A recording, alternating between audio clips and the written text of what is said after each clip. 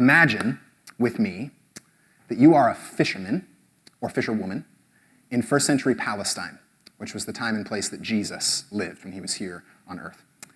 And you've been laboring long and hard on the Sea of Galilee. You've been trying to get as much food as you can for you and for your family and for your neighbors' families. And you're not particularly wealthy. Your boat's not very big, maybe 10, 12 feet long. It's got a leak in it that you're aware of, but it still floats. And your nets, they're overdue for repair, but you've learned how to rig them and make them work. And after a hot, sweaty, 10-hour-long day, you finally have to make your way back to shore. And as you're rowing your boat, you start to notice your arms. They're charred and a little leathery from being out in the sun, and your clothes smell like fish. It's another day at the office, really, for you. And you collect all of your fish, you throw the net over your shoulder, you walk back towards town on the road in, and as you're walking on that road, you come across a toll booth. That's how things worked in this day. So you're under the thumb of Roman oppression, which means you've got to pay the Romans when they tell you to pay them. And when you see that toll booth, you get a little angry. See, you and your family have been oppressed for more than 600 years at this point by multiple empires, and all you've ever known is Roman oppression in your life. You're sick of this. And so when you arrive at the toll booth, you're already a little bit peeved. And when you get there, you see a little man. He's sitting behind a little table. He's got little eyes and just a little bit of hair that's combed over on his head. Little eyebrows angled down angrily. And on each side of him, he's got a Roman soldier who is willing and able to break your legs if you step out of line. And this little man tells you what you owe. And you realize you don't have the money to pay him, which means you've got to give him some of the fish instead as compensation, but you also can't do that because your family has to eat. And so you tell this little man that you can't pay. And then he looks at you with his little beady eyes for a couple seconds. And then suddenly, the little man jumps up on his little table. You're actually a little impressed. He's more athletic than you expected. But then he cocks his little arm back and slaps you across the face. What would you do? For most of us, the answer is really simple. We'd retaliate without hesitation, right? We have put up with oppression for long enough. Our family has been abused for long enough. Someone has to give this little man a taste of his own medicine.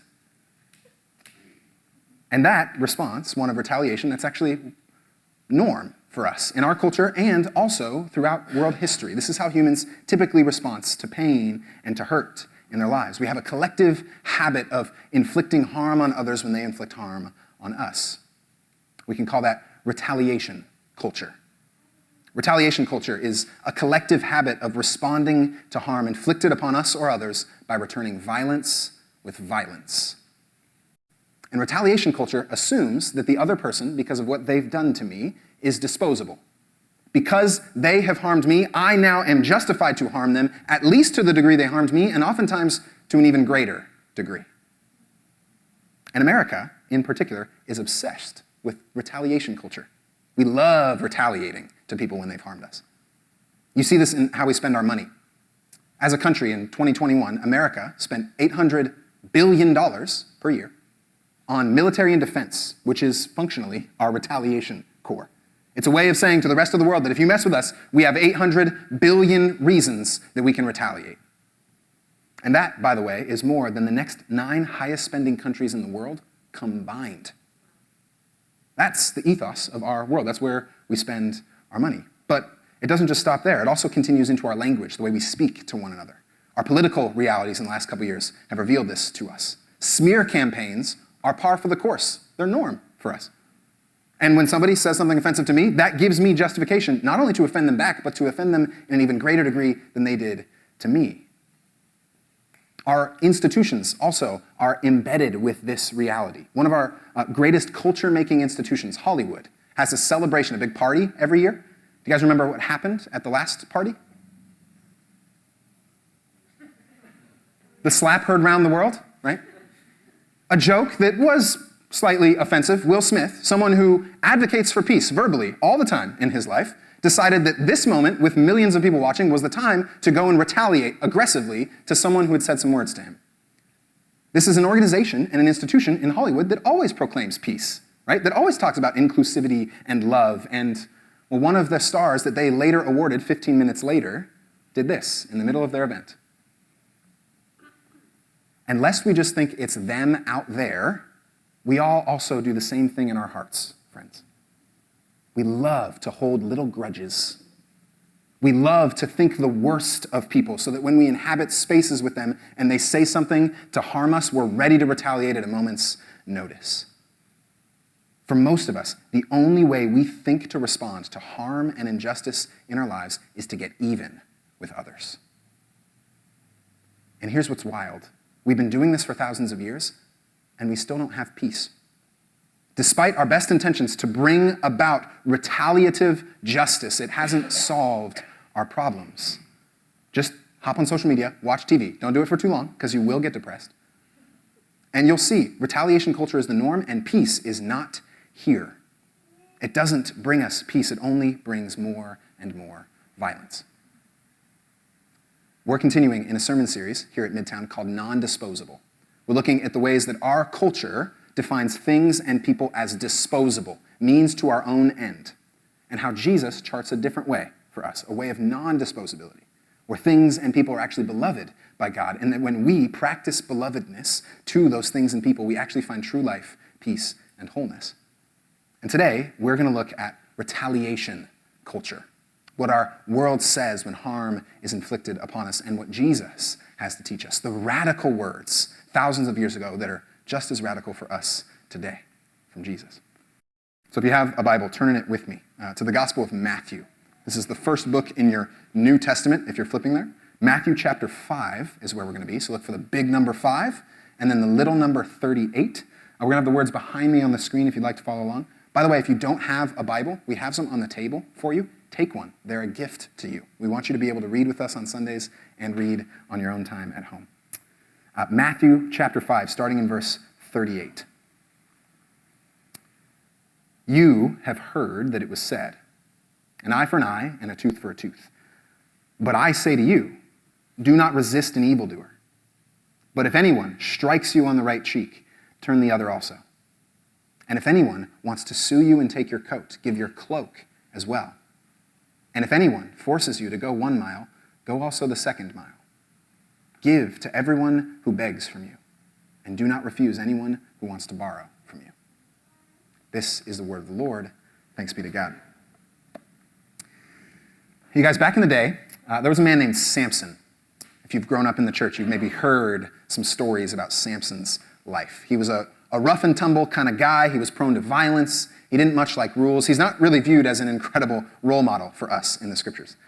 And at one point in his life, Samson decided, against his family's wishes and against the rules in his nation, to marry a woman outside his nation. So he married a Philistine woman. And shortly after their wedding, Samson got into a fight with some other Philistine men because he didn't like them very much. And the result of that fight was Samson killing 30 of them. 30 Philistine men, wiped him out. So naturally, he's got to flee back home to his father's house. He's got to let things cool off for a bit. But eventually, he realizes, well, my wife is back with all the Philistines. I need to go back there at some point. I'm married to her. I want to see my wife again. And so after things cool off, he travels back to the land of the Philistines to see his wife. He goes to her parents' house. And he brings with him a young goat, as one does, right? And when he gets there, he sees his wife's father, and he's like, I'd like to see my wife. And his wife's father says, well, we thought you had left for good. I mean, you killed 30 people. We thought you had just fled and you weren't coming back. So actually, I gave her away to another Philistine man. And knowing what we know of Samson, it makes sense that he gets really outraged at this, right? His wife has been given away. And so he decides he's got to retaliate to this Philistine man. Here's his mode of retaliation. He gathers together 300 foxes. He attaches flaming torches to their tails, and he allows them to run rampant through the Philistines' field, burning his wealth, his money, his food, which, by the way, is really creative. For retaliation, it's really a creative strategy. But then the Philistine man gets word about this. And the Philistine man says, well, I need to retaliate. Right? And he brings it up another notch. He decides, I'm going to murder Samson's wife and murder her whole family. Another nice, warm, fuzzy lesson from the Bible. Right? vengeance always begets more vengeance. That's true in our day, and that was especially true in the ancient world, which means that people need structures in place to prevent personal vengeance from becoming too excessive. We need boundaries in our lives. And that is exactly what the boundary, an eye for an eye and a tooth for a tooth, was designed to do. That command in the Torah, in the first 5 books of our scriptures, it was contextually a way of protecting people from the threat of excessive vengeance upon them. And it actually provided a system where people who had experienced harm or injustice could come and bring that harm and injustice to a court of elders in the nation. And that court of elders could discern what the punishment was for those who had inflicted the harm. And that punishment could never exceed the harm that was originally done. That's what eye for an eye and a tooth for a tooth meant. You couldn't exceed and take away the thing more than what had been taken away from you for justice. Because of that law, the punishment never exceeded the initial harm done. And by the way, that didn't always mean that the punishment went all the way up to the harm done. There were instances where the punishment was sometimes a bit different, determined by the court of elders. But an eye for an eye and a tooth for a tooth, it was supposed to be a limit.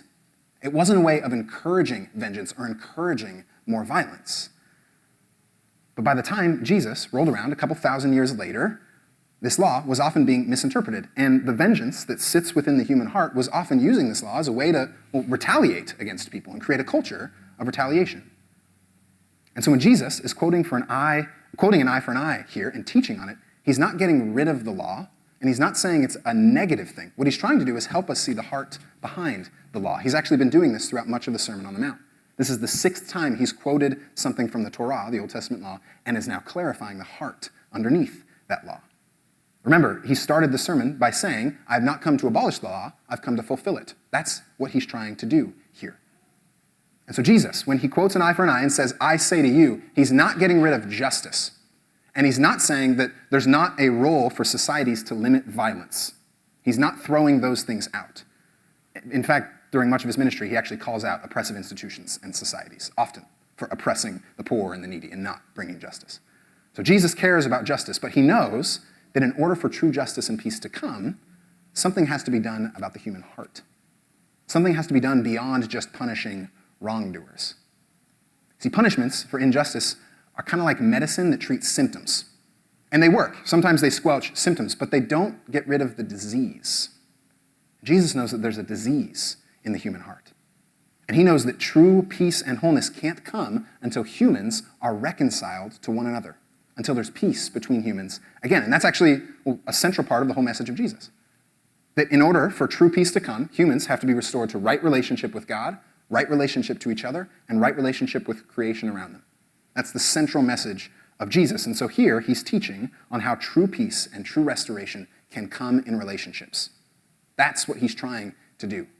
He's not just stopping with, well, here's what it means to bring justice on an evildoer. He's saying, how do you restore the relationships in your life? You guys, as disciples of Jesus, we never stop with the question, how do we punish the one who's done wrong? That doesn't mean that's an irrelevant question. It's a helpful question, but we never stop there. We continue on as disciples of Jesus to say, how do we restore the broken relationships in our lives? How do we bring peace between us and others? That's what Jesus is commanding people to do here. And then he says pretty clearly what you need to do. Do not resist an evildoer, which may be the most difficult teaching that Jesus ever gives us. This is really, really hard. It's so hard that most people throughout history and many Christians don't practice this. We sort of ignore it. Or we think, well, Jesus is just being a little wishful, right? This is kind of pie in the sky spiritual philosophy, but it doesn't get into the nitty-gritty of our lives. I was speaking with a friend recently who's particularly politically passionate and active, and we were talking about how we interact with people who disagree with us across the political lines, how we approach them, how we respond to them, how we vote in our world, and the like. And this friend mentioned that the only way to respond to those who disagree with us politically is to dispose of them, to get rid of them, to get rid of their ideology, to push them away. It's the only way that we can respond. And I brought up this little section in the Sermon on the Mount for him. He's a Christian. He would say he follows Jesus. I was like, what about an eye for an eye? What about this message from Jesus, do not resist an evildoer? What about love your enemies? And this is what he said back. He said, Jesus' teachings are great, but they don't belong in this part of culture. This part of culture, well, we can't just lay down. We can't just be passive. We have to win. We have to defeat the other. And that exposed something really fascinating to me, especially in our day, friends. People in our world love Diet Jesus. We love the idea of peace. We love the idea of restoration until it actually means that we got to do something about it in our lives. Until it actually means that we have to give up our grudges. Until it actually means that I have to forgive. Then that's a little much. And the common objection we give to this command from Jesus, do not resist an evildoer, is that it's too idealistic. That Jesus, if he really knew how divided things were, if he really knew what had been done to me, then he'd say something different, right? He's giving a nice spiritual ideal, but he's not actually dealing with the nitty-gritty of our lives. Friends, Jesus is saying these words to a group of oppressed people, hundreds of them, who've been oppressed for hundreds of years. He knows exactly what harm looks like in the world. He knows what injustice looks like, and he still gives this command.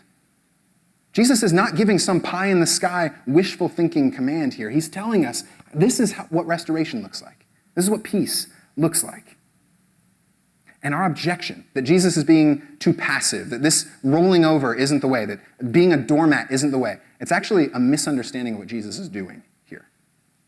He's not telling people to slink away in cowardice. He's not telling people to just roll over and take it.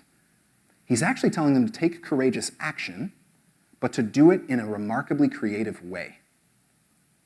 What he's saying here when he says, do not resist an evildoer, he's functionally saying, do not compete with the evildoer in their evil. Do not try to match the evildoer in their evil. He's not saying do nothing. He's saying don't pay them back with what they've paid you.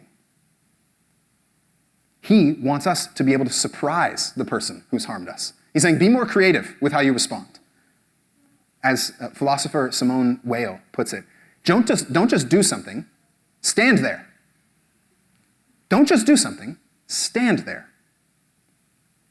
And this isn't a way of slinking away and allowing them to just continue to harm you. And it's also not a way of fighting back and matching them in their evil. It's a way of confronting the evildoer in a surprising, creative, nonviolent way. And then he gives 4 examples of how we do this. And these examples are loaded in the cultural context of his time. So first, he says that if someone slaps you across the right cheek, you turn to them the other cheek as well. Now in that day, a right-handed backhand slap of the right cheek was a common way to degrade someone else. It was something that was often done to slaves. It was a way of putting you in your place, of giving you a status that's below the person slapping you. This was an honor thing, and it was a way to dishonor people. And so if you bring your face back to them, what you are saying is that your dignity has not been changed in any way by what they've done to you. That your dignity is maintained and that they have ultimately done something that reduces their dignity. You're forcing them to come face to face with the reduction of their humanity in the action they've taken and the fact that it hasn't changed you at all. You force them to see you as an equal. Think about how shocking that would be in that day. Somebody slaps you across the face as a way to degrade you and they're like, oh, man, you must be having a bad day. You need to get any more out? Right here. People will be like, what? What do I do with that? What do I do with the person who I can't degrade? What do I do with the person who's so confident in the image of God in them and the image of God in me that they're not shamed by the action that I take to harm them? That's a powerful, powerful move. This is not passive. He goes on to give a second example here. He says, if anyone sues you and takes your coat, give them your cloak as well. In the ancient world, he's talking about undergarments and overgarments, functionally. The coat was the undergarment. So he's saying if someone sues you for your underwear, give them the rest of your clothes as well. He's saying if someone sues you for your clothes, get naked. Give them the rest of what you got. Force them to evaluate, to understand the in or undignified way they're treating you. Force them to face up to what they've done. In this world, it was also shameful to look upon a person who was naked. That was a cultural thing. So you're also forcing them to do something, realize what they've done shamefully. And it's not a way of making them feel terrible. It's a way of exposing to them, oh, what have I done? Right? And no one will want to keep fighting the naked guy. It's just true. No, if that happens, they'll be like, I mean, what do I do now? Right? This is a creative way to respond. He goes on to give a third example. He says, if you're forced to go 1 mile, go a second mile as well. This was another way of degrading people. In the Roman Empire, Roman soldiers would degrade folks, Jewish folks especially, by making them carry their things, reminding them of their status as lesser people.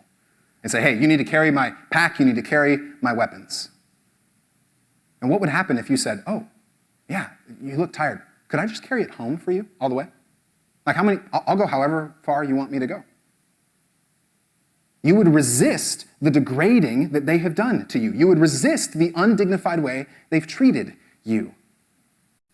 They couldn't figure out what to do with that. They've done everything they can to degrade you, and you're saying, no, I'm created in the image of God. I'm beloved, and you are as well, and I'm not going to respond in the same way. I'm not going to retaliate in the same way. And the fourth example Jesus gives, he says we need to be willing to help our neighbors in need when they want to borrow from us. What many commentators mention is that there's a hint that somebody is wanting to borrow from you to take advantage of you. And he says, be willing to give to people even when their motives aren't the best. Be willing to be generous to people because generosity is a virtue. That's a good thing. Don't allow their taking advantage to reduce you, reduce your dignity. And notice, he doesn't say in the text, give whatever they ask for. That's an important thing. He says give to them, but he doesn't say give whatever you ask for. Augustine says that what Jesus is saying is the practice of generosity here doesn't necessarily mean caving in on every demand that someone says of me, but it does mean being generous to them. And so Jesus, in this passage, is covering multiple ways that we can be wronged by someone else. Multiple ways that we can be wronged in our body, in our property, in our freedom, in our liberty by carrying things, wronged in our finances. And he's saying in every way, learn how to respond in a creative, nonviolent way so that your humanity doesn't get reduced and so that the other's humanity is not reduced. Now, an important point here, because this passage can be weaponized in some unhealthy ways. Jesus is not saying persist in a relationship of abuse and continue to take abuse upon yourself. If you're in a relationship of abuse, Jesus longs to protect the abused and to bring justice to the abuser, right? He would not say, don't leave that situation. But what he would say is when you leave that situation, take the work to creatively respond by not retaliating and by seeking restoration of the relationship. And it's also worth noting that in a broken world, sometimes restoration of the relationship isn't possible because it takes two parties to restore. And so we just have to do the work of everything that we can on our terms, as best as is within our control. We have to learn how to respond without degrading the other. We have to learn how to respond in this creative way. There's a great theologian. Some of you may have heard of him. His name's Martin Luther King Jr. He had 6 principles for nonviolence that were largely inspired by this section of Scripture. And I thought about coming up with like all the dynamics that are at play underneath this, but I then thought, well, Martin Luther King faced a lot more than I did, and he learned how to practice this well. So I actually wanted to share those with you guys today. These are the 6 principles of nonviolence that Martin Luther King Jr. gave us. First, nonviolence is a way of life for courageous people. There is nothing passive about nonviolence. It takes courage to stand up to the one who has harmed you and to refuse to give them the power to degrade you. That takes courage. Second, nonviolence seeks to win friendship and understanding. The end game is restoration of the relationship. The end game is not punishment of the evildoer. That doesn't mean punishment is irrelevant, but the end game is restoration. Third, nonviolence seeks to defeat injustice, not people. This is a really important thing, friends. If I believe that every human is made in the image of God, then that means that the one who has harmed me has been corrupted in some way by evil. That the image of God is somehow not being represented in them, and that they've forgotten what it means to be human. And so my job as the person who's been harmed is to help remember who I am as a human and help them remember who they are as a human. That's what nonviolence does for us. Fourth, nonviolence holds that suffering can educate and transform. This is a really central part to Martin Luther King's story. You guys might remember the march in Selma across the Edmund Pettus Bridge. This was a remarkable turn in the civil rights movement. It was a nonviolent walk that crossed a bridge that was responded to with egregious violence, and there were pictures. People took many pictures of this violence, and they saw people who had done nothing to warrant harm being violently harmed. All of a sudden, the nonviolent response that they had educated the whole world. It educated everyone. Everyone looked at that and saw, this is not right. Nonviolence educates the world. It shows us what harm looks like and how we can bring about peace in the world. It can educate us. And then finally, sixth, nonviolence believes that God is on the side of justice. It acknowledges that God's heart is one of justice, that longs to bring justice into the world and bring peace to all people. So friends, these words of Jesus here in this passage, they're inviting each and every one of us into courageous, non-retaliating responses.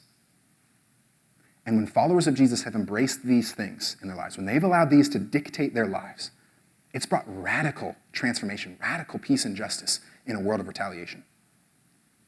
It was creative, nonviolent Christians who helped to end the evils of gladiatorial slave abuse.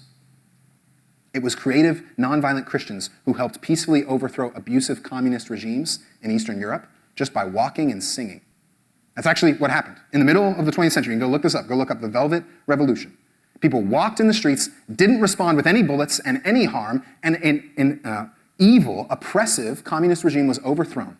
It was a peaceful transition of power, and no fighting happened.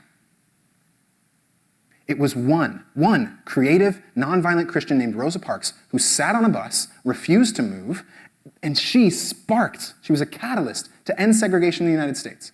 It was her and courageous actions from a bunch of other people in their lives that helped end oppression.